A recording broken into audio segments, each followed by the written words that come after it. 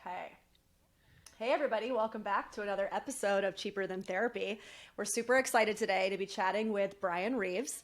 He's a former U.S. Air Force captain turned life coach, author, podcast host, and blogger with over 30 million readers.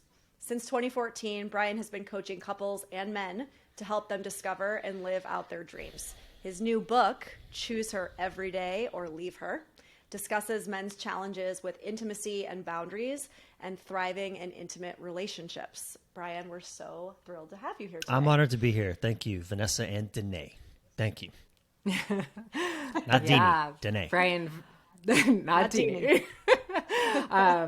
Bryan, Vanessa knows I've been geeking out a little bit, excited for you to come on. I'm a really big fan of your work. And, I do a lot of work with couples, and I do a lot of work with men. And I got to say, the work that I do with men has really been so healing for me in my own journey.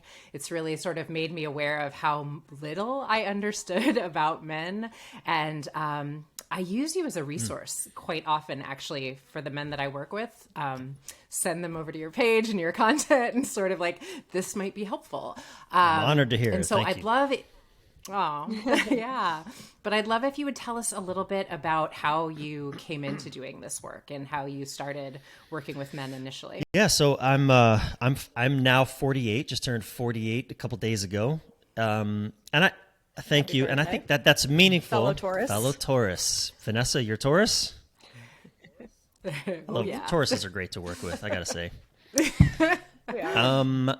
I start with that only because I think it's meaningful in terms of my journey as a man, because I was, as a teenager, I went into the military. I went to the Air Force at 17, 18 years old. I was an officer. I was in the military for 10 years. I had great training. I had great education. I got a master's degree in human relations, right? That's important. In my early 20s, while a captain in the Air Force. And I got out of the military at 26 years old. And, all this education, all this training, all of this experience, being professionally successful, having prestige, wearing a uniform. I had a girlfriend at the time, had money, all of that. And I sucked at relationships. I had a master's degree in human relations. And I sucked at relationships. 3 sisters, 2 mothers, mom and stepmom. Like, if anyone should do relationship well with women, it should be me. And I was a disaster. And I didn't want to be a disaster. But I didn't really know how to even begin not being a disaster for another 10 years until I was, in my late 30s, 36. But just relationship after relationship, catastrophe after catastrophe, despite having great intentions and thinking I knew what I was doing, but clearly delusional about that. So, 12 years ago, I guess now, is when I just started asking the question, okay, what am I missing? That someone should have taught me. And it was really asking that question and being willing to then get support outside of my own brain that began, my journey to really, really beginning to unlock relationship and how to, step into this work as personally, just speaking, but then also how to support others and men in particular these days. I love that.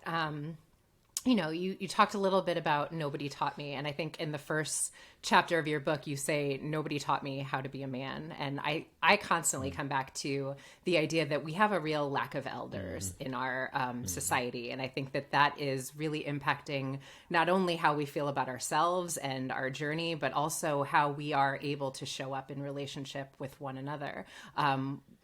And I feel like I've heard you speak to that a little bit. Will you speak to just this lack of someone giving you an idea of what it looked like to be a man? I had so I had 2 fathers, stepfather and father, both beautiful men in their heart, in their core, both beautiful men. But neither of those men had fathers showing them any particular way in life. Both my dads were left to find their own way. So naturally, their blueprint was to, well, let your son find his own way. It's not a conscious thing, just a by default thing. And so, from a very young age, I felt these men in many ways missing in my own life, because it's like they were just so busy trying to keep their own lives together. They couldn't really show up for me. And, I unfortunately, one of the things that I discovered for myself along the way is that because men don't have, and I'm just talking about men right now, I'm not even addressing, women's experience, which you all obviously be able to speak much more intelligently about it than I would. But because we don't have older men, wise, trustable elder men really showing us the way, what happens is we look to our intimate relationships to be like the containers within which we find adulthood. And that's not what they're supposed to be for. Oof. But so in a way, it's our intimate partners that then become our initiating. I want to use the word. I don't know, our initiating guides, but that's not what they signed up for. They didn't want to be our initiating guides. They want to be our intimate partners. And so, I kept running into that over and over. It's like this unconscious way I would choose women who would initiate me, but would kill the boy in me that was so desperate to become the man. None of the women I was ever partnered with wanted that job. Don't sign up for that No. shit. As you're speaking, I'm having this clear memory of telling my ex as we were breaking up, I feel like I've been dragging you behind me for the last 6 years and I'm exhausted. Like, I remember that was one of the last things that I said to him during our breakup. And that's what just came up when you were saying that. I was like, oh yes, it's that. Yeah. And I have a men's group that I run for a year-long men's group that I run. And just this week, one of the men had a conversation with his father. Now, this guy's in his 50s. He's successful. And he has been really estranged from his father for a long time. Finally had a conversation with his dad this week. And it was remarkable how what he discovered was his own father naturally didn't have a father who really showed love to him. And so how was his dad? So his dad, again, the blueprint that his father had was just disciplinarian, exacting standards of success, give no comfort or support to the child, let them find their own way. And to see these two men, one's in his 50s, the other is probably in his 70s, have this beautiful conversation for the first time in their lives. It's really it's so incredible to witness. And so I have a lot of compassion for our fathers. And I still, as a man, as a 48-year-old man, I'm still fucking angry. There's a part of me that still is sad and angry and grieving and doing all of that. It's like I'm doing all of that processing work myself and working with other men of my generation so that our sons and daughters don't have to have the same experience. Yeah. So do you feel like a lot of the answer becomes men need more space containers with men to process a lot of what hasn't Absolutely. been processed? Kind of what I was going to ask too. Absolutely. A fascinating thing that a lot of men, when we really get into it, men don't trust other men. We don't trust other men. There's a lot of conversation around women not trusting men. The reality is men don't trust men. I was very, I think a lot of men, because we've never felt safe with other men as well, we in a way, we secretly hate men, but we are men. So there's this projected, if I can't trust other men, how can I trust myself? Because I'm a man. And all kinds of, y'all are therapists, all kinds of dysfunction comes from just living in the projection. And when we start to gather with other men in containers or groups, I like the word containers that are held well. They're safe. where we get to both, witness each other, show up for each other, challenge each other, but in respectful ways. When a container is really held well, for men to come in and feel safe, wow, the things that we can then get off our chest and share and probably in many cases for the first time ever. And we start to develop trust with other men and realize, okay, these men aren't going to exploit my vulnerability or laugh at me or make fun of me or demean me or take advantage of me in some way. And I can just reveal myself. Well, the ripple effects then of that, now, wow, I feel strong as a man again, and I trust other men, and men are trustable. Holy shit, this whole new thing begins to happen. And now we can take that strength, take that groundedness we feel amongst men back into our relationships, whether it's with our kids, our employees, our boss, whatever, the community at large, our lovers, our wives, our husbands. Oh, man, we can show up in a new way because we're resourced by our bonds with other men. We're resourced, and I don't need my wife to be everything to me. Yes. For example. Yeah. I saw this interesting research study that was done. So it was done very recently. So I guess we're looking at high schoolers, which I guess would technically be maybe Gen Z. And they were saying that there's been an interesting shift happening, which, I mean, there's so many interesting shifts happening with Gen Z, right? But they've been specifically focusing on boys. And they were saying that the misconception is like the artistic, musical, more kind of quiet, introverted boys actually have, greater access to their emotions, and they, are better able to speak about their emotions. And actually they're finding it being the opposite, that what they're seeing is that these boys that are actually, let's say in sports, for example, are actually showing now, at least in this generation, to be doing better with EQ and, being able to name their emotions, because what happens is they have this, what they called like, almost like social clout. And because they have this social clout and the confidence that comes from that, they feel safer about who they are. They feel safer with themselves. They know themselves better. And so then they feel safer actually expressing outward. And I just thought that was such a fascinating thing, because we have this idea of like locker room culture and how, sports they can kind of be toxic, and they can help create that toxic, masculinity that everybody talks about. But this Gen Z research is showing that that might be changing. And it came up for me because I'm thinking it feels a lot like what you're talking about, right? That like learning to trust men and trust yourself, right?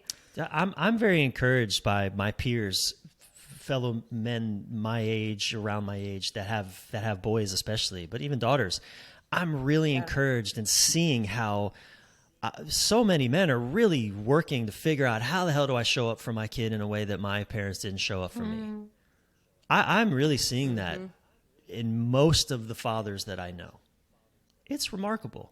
And not that our fathers, again, I've told you, I love my dads, but they had no idea how to really be present. They didn't have YouTube. They couldn't watch YouTube videos on fathering, I guess. I don't know. So I'm really encouraged. And Vanessa, that's really exciting to hear, because, my generation, my father's generation, certainly, and even, I think, men that are still in their 30s to even in their 20s, I think a lot of our locker room experiences, sports, were still places where we didn't talk about our feelings. We weren't really vulnerable with each other. It was still a place to prove who's the best, who can score the most goals, who can land the most chicks, who can withstand the most pain. All of those just awful versions of manhood that don't really serve us. Certainly not in our relationships to women in the world. Right. I love how you spoke about, you were someone who studied relationships and felt like all these years later, I realized I wasn't really great at relationships. I feel like, I was married for 11 and a half years, and it wasn't until the end of my marriage that I really started to get curious about men and my relationship with men. And, something you were just saying, I think, is a little bit become the obsession of my life, that, we are looking for these nuclear family relationships, our partnerships to be so much more than they are meant to be. And something I heard you speak to that was like a moment for me, like, whoa, light bulb, was like, you were talking about your wife saying to you, you know, you're like, come on, let's race. And she was like, I don't want to race you, dude. Like, I'm not interested in racing you. And I had felt that energetic between me and my partner so many times. And still sometimes we do, like, I'm not your boy. Like, I don't want to banter with you. I don't want you to like, and I think that some of this is that men don't have containers to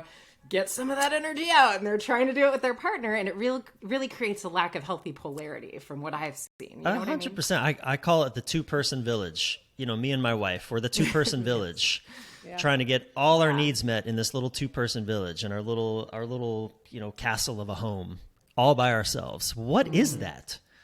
That's we didn't evolve and develop that way, and yet that's what our modern standard is: the 2-person village. Or, you know, throw a couple kids in there and a dog, and you got a 4-person village if you like. But yeah, that's been one of the great benefits of doing men's work in all the different flavors that I get to do it. Is that there's a way that I can be with my men, and I mean all flavors of men. You know, all sexual varieties of desire and preference, all of that. I don't just mean straight heterosexual white men, but I mean all the flavors of man. Hanging out with men allows me to connect in ways that my wife doesn't want to connect with me in those ways. She doesn't like that example, Danae. I've talked about that a lot, of, you know, going on a walk with her and wanting to, you know, get my competitive thing going on, and babe, I'll race you to that car. And she's like, you know, the parked car. She's like, I don't want to fucking race you, man. I just want to walk and hold your hand and be with you. And I'm like, oh, come on. You know, I get like, that let down. Cause you know, my, that, you know, one of the maps that I enjoy playing with, which I I really work hard not to genderfy, you know, the masculine and feminine map. But that beautiful masculine enjoyment of challenge, you know, that we all feel, but my wife doesn't want to go there with me. She wants to have a different experience me of by and large, for the most part, she just wants to connect. And she doesn't connect with me by competing with me. I'm laughing because I don't know if today you know what I'm going to say, but in my head I'm going, if I was in that situation, it would have been me that was like, come on, let's race. And my partner, John, would have been like, I don't want to race. I want to just walk and hold your hand. Totally. Exactly. I think that's, you know, one of the beautiful gifts of relationship that I didn't understand for so many years. And I've learned as well in working with couples as well. I've seen this over and over and over again. That it's not the differences between us that cause some of our problems, but it's constantly trying to make the differences go away that causes the problems. Yes.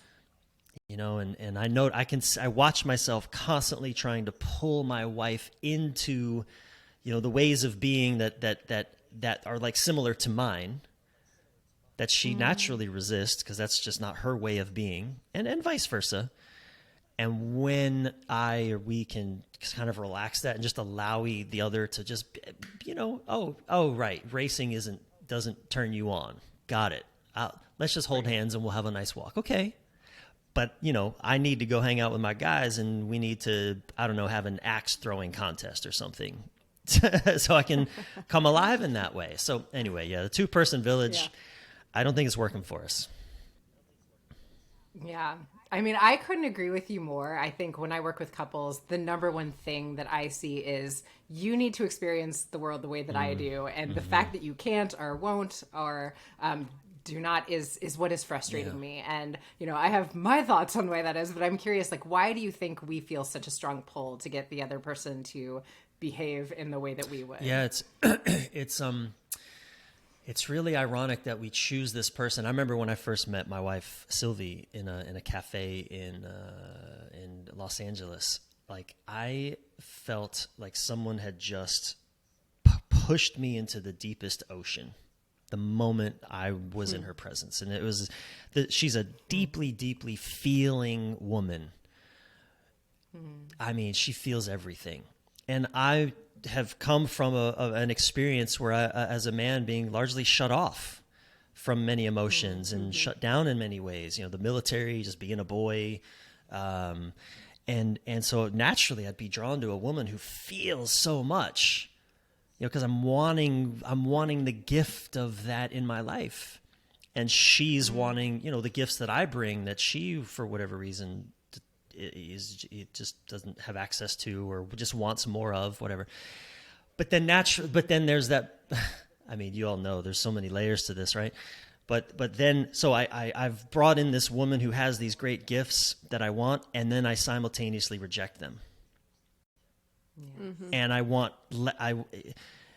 but naturally, if I'm rejecting it in myself, or for whatever reason, I don't feel safe in me to feel, it feels whether uncomfortable or just not safe, because as a man, no one's ever really helped me feel safe crying, or, well, then naturally my partner, I don't want her to feel those things either. Right. That projected part of me is like, I want you to be more like me, but also don't be like me, because that sucks too. And then, so I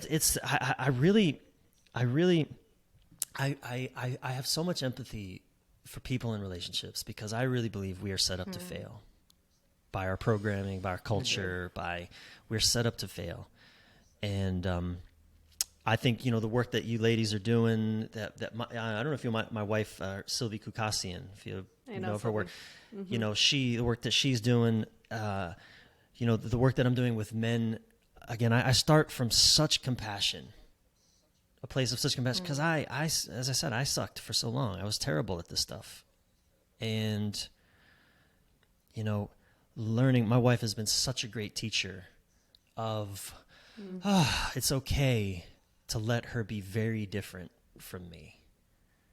It's okay. In fact, not only is it okay, but I need her to be different from me. Yeah, and I think that's a really key point. And I talk about it a lot in this idea of, like, you know, what Jung called our path of individuation. I mean, this is an innate call in us, right? Like, every human at a soul level desires to expand, desires to grow, desires to evolve, right? And so part of that evolution is actually bringing people into our sphere, our chosen family, right? Whether that be a romantic relationship, friend relationship, whatever, that are going to challenge us, that are going to hold a mirror to us and show us where our, you know, underdeveloped functions are. And so we bring these people into our spheres mostly unconsciously because of that desire. But then all of a sudden the conscious part goes, oh, but I don't want to be uncomfortable. I don't want to grow. I don't want to be challenged. And it's like this little inner adolescent that crosses their arms and stomps their feet and goes, no, I'm so tired of this. I just want to sit in my, you know, what's comfortable for me. And when I try to remember in those moments where my partner John is making me crazy with his differences, it's like, I chose this. I chose this person, right? And so rather than fighting against it, if I can take a breath and I can say, what about this difference is actually inviting me in to look at myself and continue to grow, I have found that to be really helpful. Maybe not in the moment because I'm irritated, right? But like once that irritation kind of subsides, I feel like that helps for me anyway. I'm with you. And I chose this, and I'm choosing it again today. I'm still choosing it. Yeah. I am choosing all of this. I am an adult. I could leave this if I wanted to. I don't want to. As much as, like you said, Vanessa, it is irritating and it is annoying, and I'm all in on this. And seeing, okay, what is it? What's the gift here for me? Not just the condescending gift, like, oh, okay, I need to learn how to love unconditionally this idiot that I'm with. But no, what is the expression of them? What are they presencing that I may, like you said, that I may be cut off from in my own self, that I'm not wanting to look at or see or I've rejected or just, you know, I think Francis Weller uses the term like the outcast parts of myself.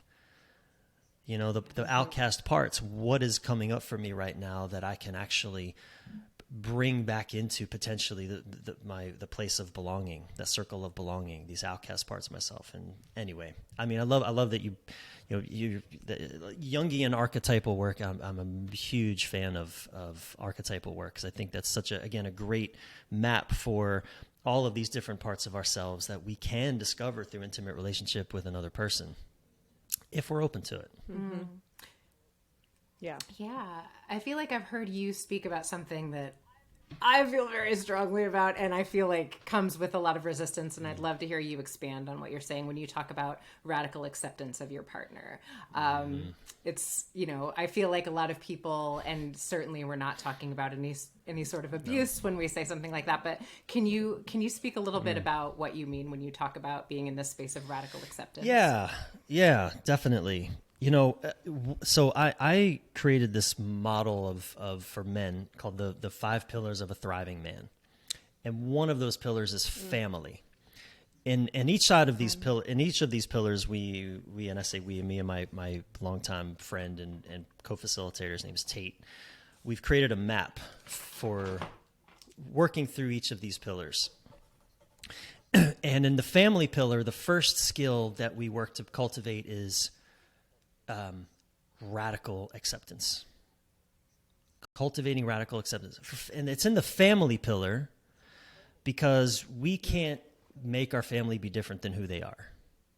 By which I mean I don't get to have a different mom than the one I was born to, or who is whoever's filling that role. Whether or not I'm in relationship with her or not,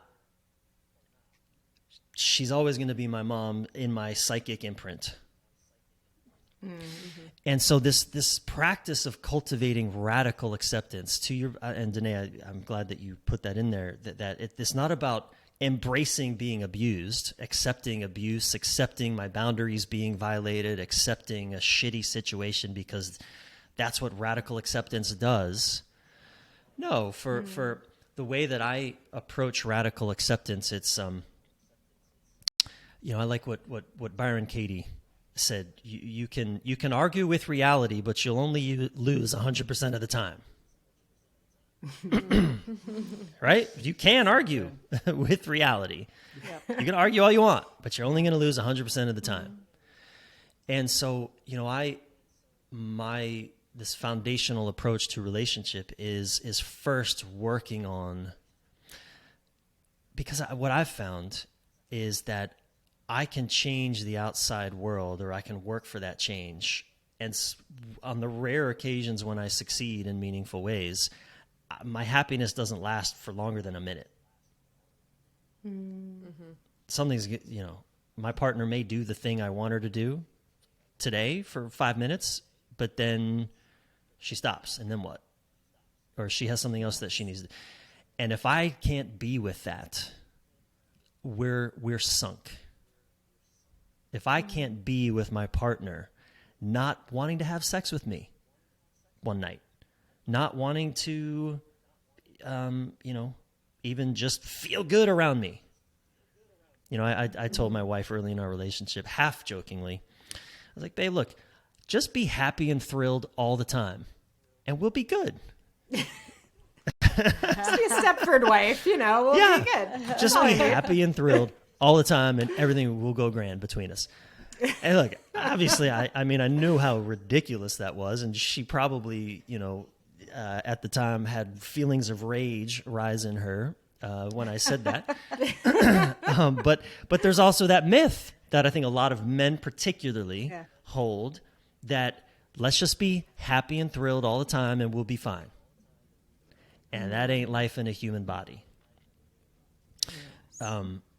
And so, cultivating radical acceptance is really, again, in the simplistic terms, is cultivating the capacity to be with what is. Yeah. And from there, then taking action. Or not. I love that so much because I think that becomes a way for us to really use our relationship as a mirror for what is left for me to heal. Like if you use the example that you were just giving about you saying to Sylvie, like, just be happy all the time. I think that's such a common theme that I see in couples. Like my ideal woman would just be in this space of like, you know, which we often are early in a relationship because it's like blissful. And then we get to like, the space of life, right? Like where the things come to the surface. But I think it speaks often to the extent to which I've made space for my emotional complexity as a man. If this feels really difficult to tolerate in you, how much am I making space for my difficult emotions? Totally. How much am I allowing myself to feel what's hard, right? Oh yeah, totally. And this is a way, again, my partner, Sylvie, she's been a great teacher and ongoing reminder for me because yeah, that part of me that wants her to be, and I should add a third word, happy, thrilled, and willing. And willing for what? Willing for what I want. Yeah. Well, you know, what a, so if I'm putting that on her, clearly I'm putting that on me. And, you know, what space do I give myself to be sad or frustrated or hurt or unwilling to do even the things that I think I should be doing. Right. So, you know, it's to just be aware of these, the part of me that's not at all radically accepting, but quite judgmental. I'll often, you know, Sylvie, I think I was the first man that openly admitted to her that I judged her after an argument. She didn't know what to do with that. I said, you know what? You're right. I did judge you and I'm sorry. And she didn't really know what to do with that. And I still do it, but I'm able to just own it and say, yep, I did. I'm sorry. That was shitty. My bad. You know, you're allowed to feel whatever you feel. You're allowed to blah, blah, blah. You're allowed to, you know, and then that's me again, sort of speaking to the acceptance, the radical acceptance, babe, you get to show up however you want. And though, you know, I have boundaries. There are certain ways of communicating that aren't okay. Right, that aren't allowed, that don't work, you know. But I mean, again, it's all a learning journey, right? I will never be radically accepting. It's an ideal I lean towards, right? And I think that's what ideals are. They're things we lean towards living, but better I lean towards it than not lean at all, and just live in my judgment. So I don't know. Does that answer your question, Danae? Is that helpful? Yeah, and I think that's really important that you said what you said at the end about like this is a practice because I feel like so often just like we will never be securely attached completely and we will never like live in that space. None of us are in radical acceptance of our partners all the time, but we can hold that as the goal of what we are attempting to come back to. And I think a lot of times people are like, well, you're telling me I'm doing it wrong, so I'm not even going to try. And that's, you know, this is the practice. This is the goal. You know, I love what the Gottmans actually have this thing where they say like in every long-term relationship, there's always going to be one thing that's never going to get solved. Like every relationship is going to have at least one thing that you're going to fight about basically like forever and ever, amen, until the day you die. You know what I mean? And like basically what they say is it's not about solving that thing. It's about how do we continue to show up with compassion, attempting to practice acceptance, attempting to practice, you know, every time it does come up, can we just slightly get better each time maybe at like, you know, holding the other person, validating whatever this thing might be. And that's actually something I've heard you speak about too, Bryan, is like this idea of, I think as a people, like we think acknowledging or validating means agreeing with. And I've heard you say that maybe in one or two of your clips. And I think that's super important for people to understand the difference, right? It's like, I can validate you and I can see you, but it doesn't mean that I necessarily have to agree. 100%. And this, I think, again, I live in a male body. This is a male body. And so I know that experience more intimately than I know any other experience. And I know, you know, coming from the military, the Air Force, engineering, I was an engineer in the Air Force, where, you know, predominant in sports as well, like just predominantly male environments, men really struggle with this. That to validate your experience means I have to agree with it. And I don't agree with it, so I can't validate it. And that gap right there just ruins so many relationships unnecessarily. Yep. Because what does it mean if I validate it and I don't agree with it? It means I agree with it. That's what my brain, and I get caught in that still. I'm still, that's a tentative place to wander into. Whoa. Okay. All right. I'm with you. But for me, the way that I've bridged that gap is it's very simple, really. Her experience is real for her. It's real for her. Right. Yes. Amen. Period.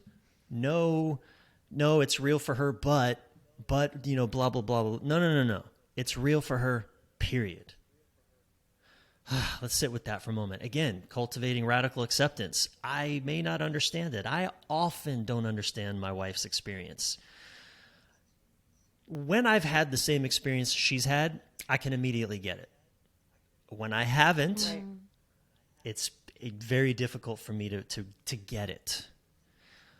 And, we've been with each other 6 years now, and we've developed a lot of trust between us. So I'm having the capacity to just say, I get that your experience is real for you. Period. And just be with her in that. Before, and sometimes I have to sit with my own terror, like, oh my God, what does this mean for my worldview? What is this? Are we going to be stuck in this perspective forever? Do I have to, am I signing up for something I don't want to sign up for? It's like, look, we're all mirrors of each other. I do the same things she does. It's easier to see it outside of me than it often is me doing it. Right. But if she's upset about something or venting about something, and I can go into my fear of, oh my God, if I agree with her, it's always going to be this way, and then I'm not going to get to do this thing or have this experience that I think I need or want because of the way she's seeing things right now. And that I could.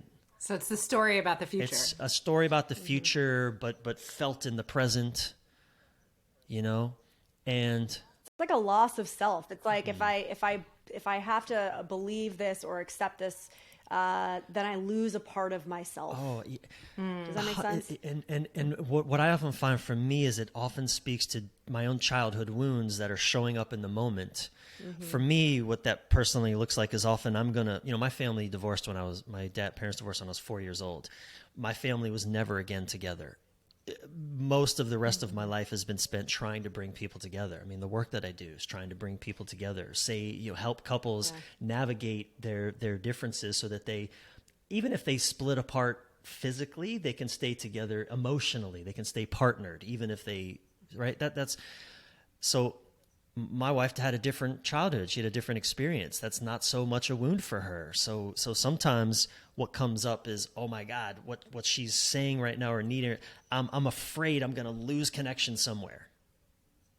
And I can't bear it. I can't bear it. So don't think like that. I can't agree with that, because if I agree with it, then, so it's like a lot of childhood stuff is present in these simple little moments. And again, this is why I think, doing this kind of work, having these conversations, whether therapy, coaching, whatever, but this introspective work is so vital, because when I can be aware that this is present in this moment, my wife is having an experience. Okay, maybe I don't agree with it. Maybe even I feel a certain way about it. If I can just realize, just breathe. Breathe into my own discomfort, be with what is. What is right now is I feel scared. Still be present for what she's saying, and a lot of times just shut up, Reeves. My mantra is just shut up, don't say anything, be with her, just let her say, and just say, I hear you, babe. I totally get it. Done. Wow. Yeah. Period. Period. Yeah. I just had such a light bulb as you were talking, and I'm going to see if I can articulate it, because I feel like what I hear you speak to a lot, Bryan, is this, like the core masculine yearning for freedom, where like a core feminine has this longing for connection. And a lot of times that longing for freedom can make the longing for connection feel a little bit like stifling and difficult for the masculine to stay present with.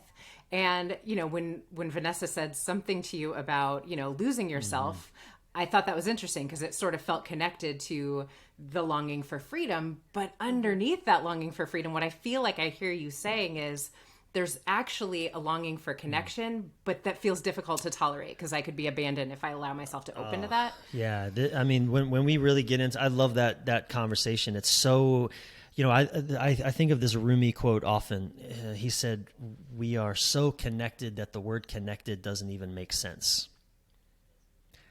And that's the ultimate freedom, to be so connected that we can't undo connection.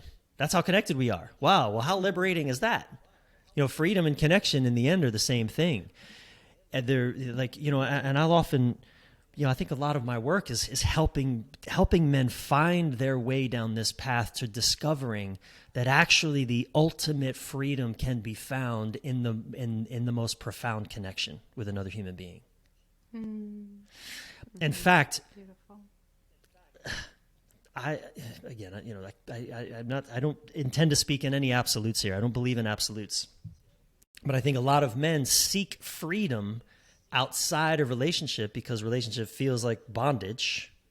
So they go looking for freedom, and all they end up finding is loneliness and aloneness and sadness and cynicism and disconnection and pseudo connection and all of these sort of addiction forms.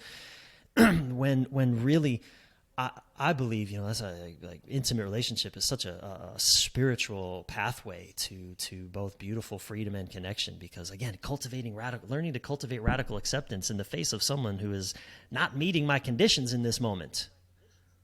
Wow, what freedom!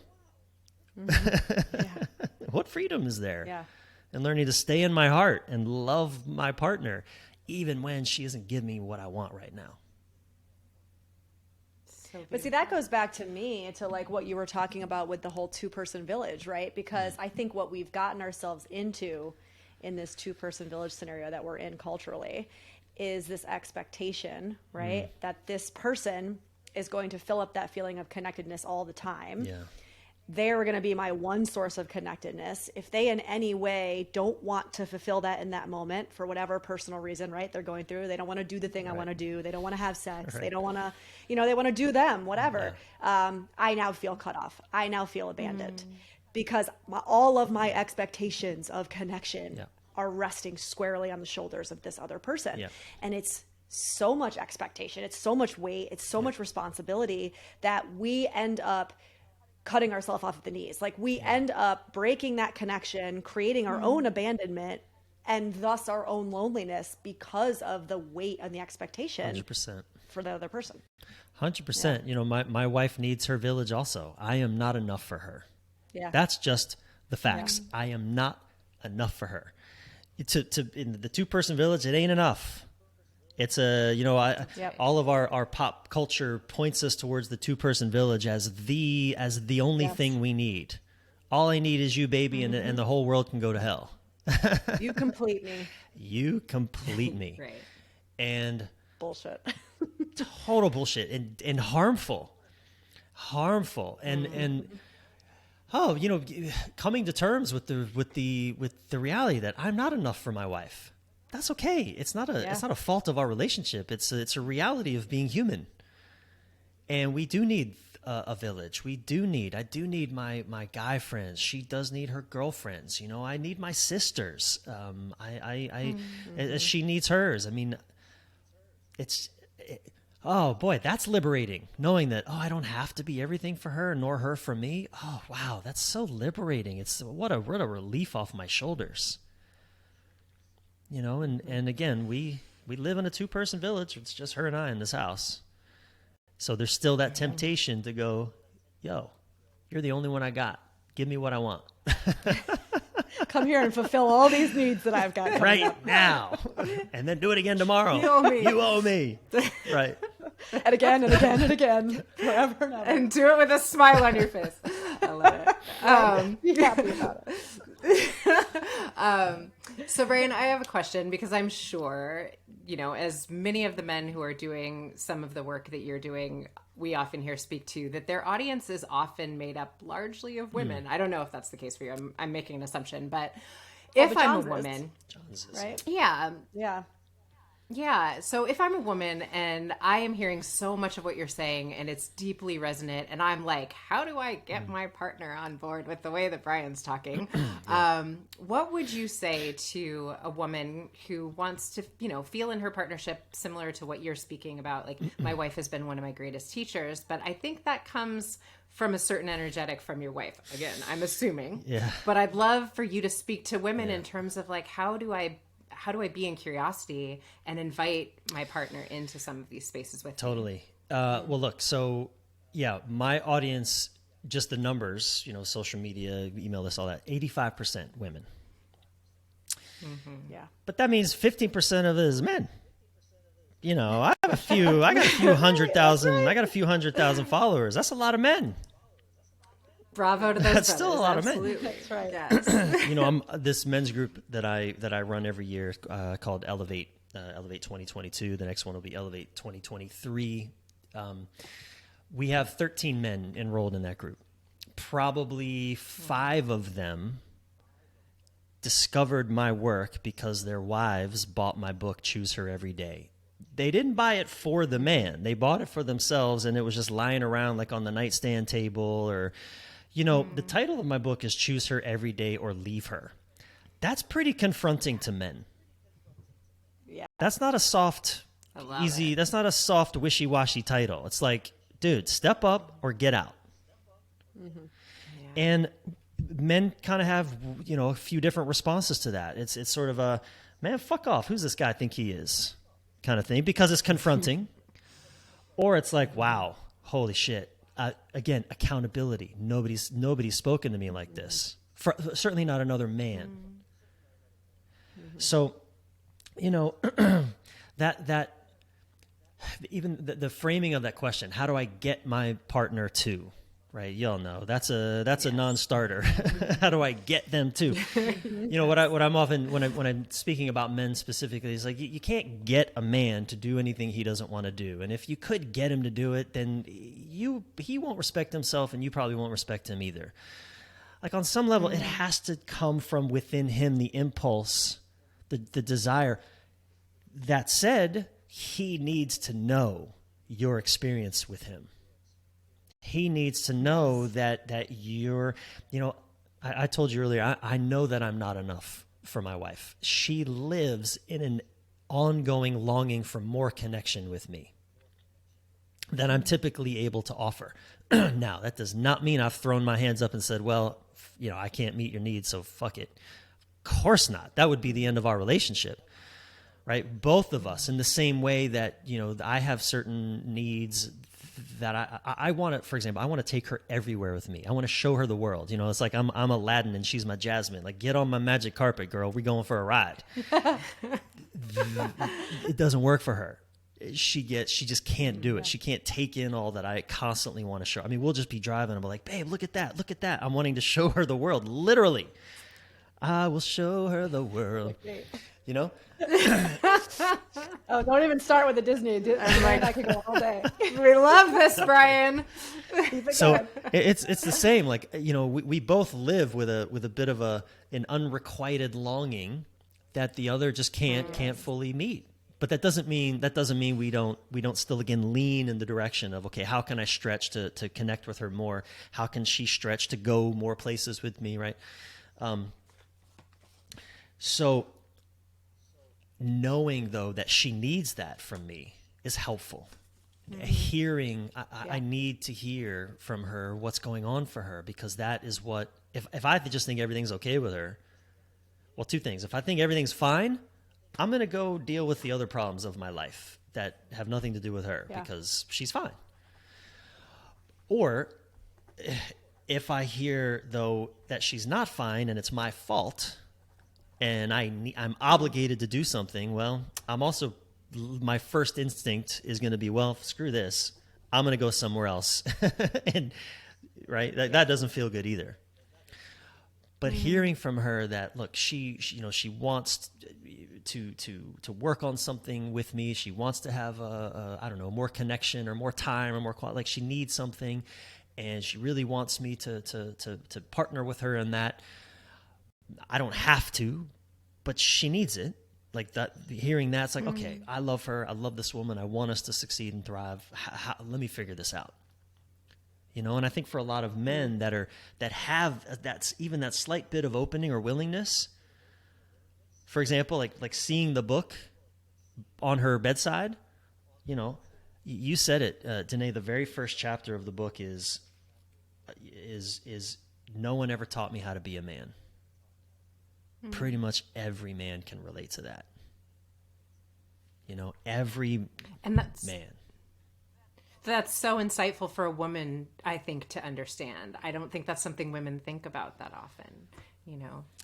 Yeah, you know, we men, we are actually so sensitive. It's a cliche that we're not sensitive or that that the opposite is true. We are so damn sensitive.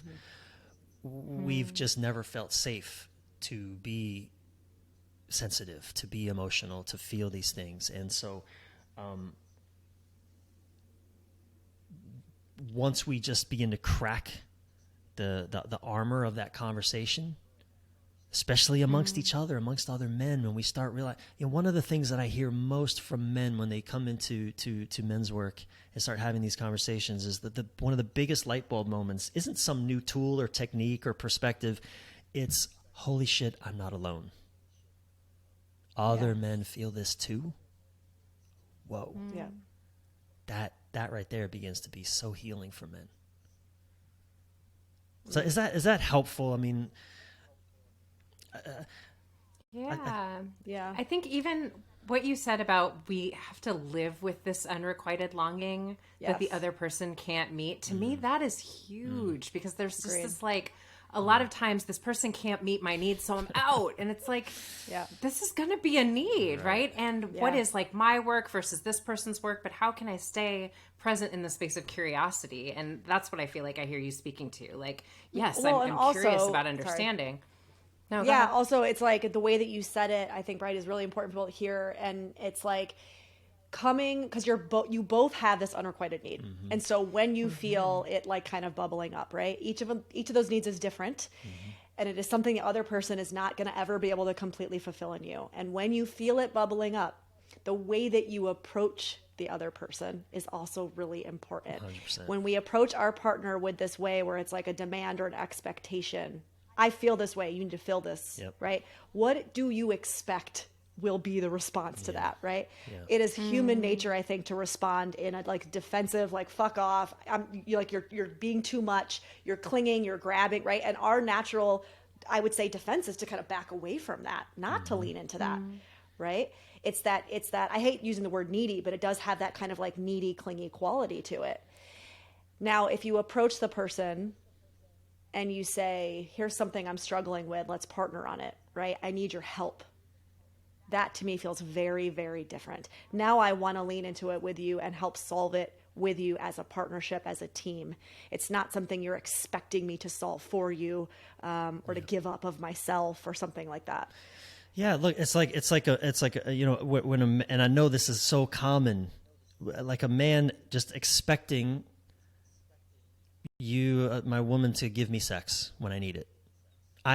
Because I'm a man, I need it. I just need it. You need to give it to me. And that's, you know, I'm on TikTok these days, and I follow some women who are healing from like sexual coercion and marital, you know, all kinds of things. And how common it is still that men expect sex because just men need it. This idea that men need it. But that's the same thing in reverse. You know, it's not helpful. It doesn't, what it creates is shutdown in your partner, right? Implosion, either implosion or explosion, one of the two. It doesn't bring us closer together, that's for sure. And so finding these ways, the ways of languaging, you know, I look at the difference between, I like the distinction between feedback and criticism. criticism is giving direction that isn't being asked for. Just giving direction that's not being asked for. I'm not asking for your direction. I'm an adult. Don't tell me how to live my life. Don't tell me what I need to do. Feedback is, this is my experience. This is what I long for. This is what I want. This is where I'm hurting. This is what isn't helpful, etc. Now, what do we do with this? Okay, we can figure that out, right? That's essential. Feedback is essential. Yes. Criticism, direction that isn't being asked for, not usually helpful. Yes. I love even the language you use of longing, because I think if we can get still with our longings and be curious about, okay, so what is underneath this longing for sex with my partner, right? Maybe it is to feel seen, to feel connected, to feel valued. Like, is this something that, yes, maybe I speak to my partner about, but also are there ways that some of these things are things I need to validate or fill within myself? It's not always like my partner's job to meet this, quote, need for me in this moment. It's a little bit my work sometimes to get curious about, okay, but what is this longing within me about? Totally. Right? I'm so relieved that my wife has girlfriends and even some guy friends that she can talk to, feel safe with, I don't know, have emotional, silly, rambunctious conversations that, quite frankly, I don't really enjoy having in that way. Like, it's just my disposition is a little more kind of neutral emotionally. I tend to be a little less range of, whereas my wife is up, down, all over. And that's great. I love it.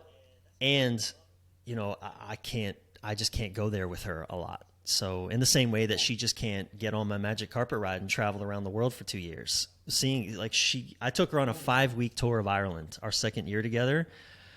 I was having the time of my life. She was overwhelmed on day 3. Right? It makes me sweat just hearing about it. I'm like, oh my god! I feel like that sounds horrible. We all need to go out together and have a beer, because the dynamic would be hilarious. That's funny. I'm tagging along. I want to listen to these conversations. I'm coming too. Bryan, I feel like we could just keep you forever and pick your brain, but we want to be mindful of your time. And we have a bonus round of questions that we want to ask you. So the first question is, who have been your greatest mentors, teachers, people who have impacted your journey up to this point? So many. The one right now that's so alive for me is Francis Weller. He's the author of Wild Edge of Sorrow. He's so alive for me right now. Bill Plotkin, his work, Nature and the Human Soul. Also, I could talk this for days. So many people have been my inspirations and mentors. I want to say Bob Duggan, he was my mentor. He was a man that him and his wife, Diane Connolly, they helped bring acupuncture to the West back in the 60s. But his wisdom, his teaching me to not be in opposition to anything. Right? It's kind of like, I think there's this story of Mother Teresa, maybe it's apocryphal, saying, I don't want to do an anti-war march. I'll do a pro-peace march, but not an anti-war march.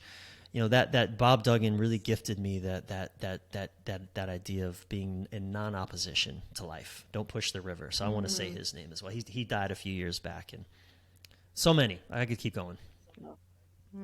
Yeah. Okay, so the second question is, what is it that you're doing when you find yourself in a state of flow, right? So that thing that you could be doing where you blink your eyes and an entire day goes by. I am writing. I'm writing. Just period. I'm writing. Yeah. Love it. And what breaks your heart, Bryan? Oh, so many things. Man's inhumanity to man, the fear that women live with every day, our strip mall culture, certainly in the United States, our car centric strip mall culture, our profit focused culture, our people profit first, people second, people seventh or eighth culture, the destruction of the natural world. I live with a lot of brokenheartedness these days, but I think just because I'm waking up to my sensitivity as a human being. Love that. that. And then the last question, it's the doozy. What is your favorite food? Dark chocolate. Oh, And so quick to answer. I like it. Quick. I love it. and all the different varieties it may come in. Wow. Love it. Wow. Bryan, I truly appreciate you doing this, and I might have to see if we can twist your arm to see if we can get you back again, because I just feel like you're such a treasure, and the work you are doing is so important. Well, So you thank two are brilliant. I know you have so many gifts and so much. You're brilliant. The work that you're doing as well. So much respect for both of you ladies, and it's an honor to be in this conversation with you. Thank you for the invitation, and I'd love to come back on again. Appreciate it, Great. Bryan. Okay. All right, Bryan. Take care. Thank you.